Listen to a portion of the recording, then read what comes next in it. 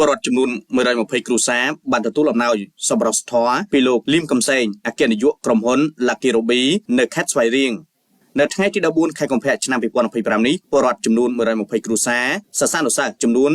577នាក់មកពី7សាលាព្រះសង្ឃចំនួន5វត្តស្ថិតនៅក្នុងស្រុកកំពង់រោបានទទួលអំណោយសប្បុរសធម៌មានគ្រឿងឧបភោគបរិភោគនិងថវិកាមួយចំនួនពីលោកអគ្គនាយកក្រុមហ៊ុន Lucky Ruby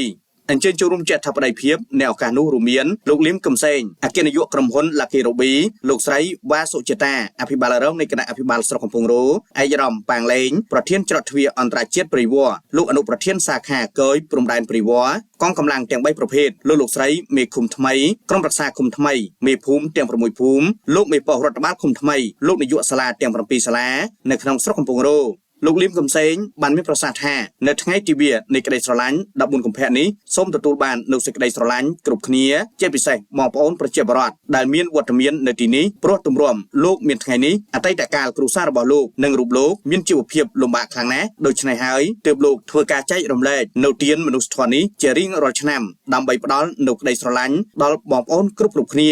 លោកស្រីវ៉ាសុចិតាអភិបាលរងស្រុកកំពង់រោបានសម្ដែងនូវសេចក្តីកោតសរសើរនិងសូមថ្លែងអំណរគុណដល់លោកអគ្គនាយកក្រុមហ៊ុន Lucky Ruby ដែលតែងតែគិតគូរយកចិត្តទុកដាក់ដល់បងប្អូនប្រជាពលរដ្ឋនៅក្នុងភូមិសាស្ត្រស្រុកកំពង់រោ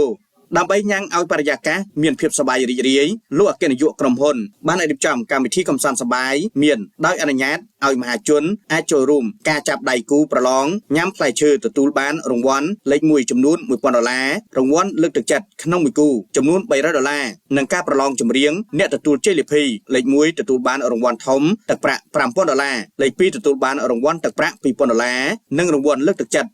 $300ក្នុងបេក្ខជនម្នាក់ៗដោយមានការអញ្ជើញចូលរួមជាគណៈកម្មាធិការផ្ដល់ពិន្ទុជ័យលាភីដោយកញ្ញាយូរីនីជើមនិងលោកនីកូសុតសឹងជាតារាចម្រៀងដ៏មានប្រជាប្រិយភាពនៅព្រះរាជាណាចក្រកម្ពុជា